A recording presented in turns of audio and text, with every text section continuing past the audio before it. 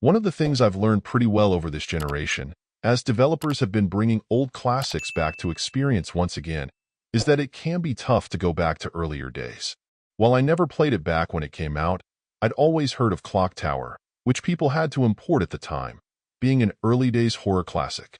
Now it has been brought back on the Switch, with the developer going the extra mile to get it translated to English, add a great animated opening, throw in some comic-style cutscenes, as well as additional assets to enjoy from a more preservationist angle.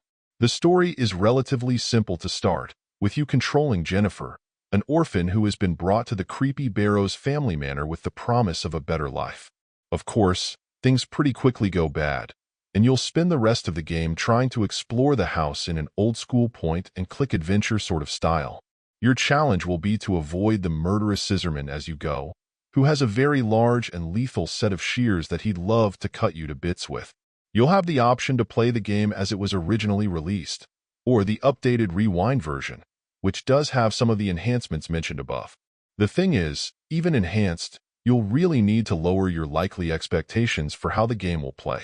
Even having played quite a number of oddly implemented titles over the years, Clock Tower may be one of the most unusual.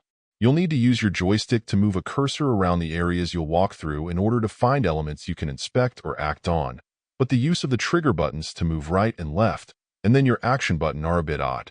If you're patient, you'll be able to ride things out, though you'll likely meet your demise with some regularity, given how incapable you typically feel when things get hairy.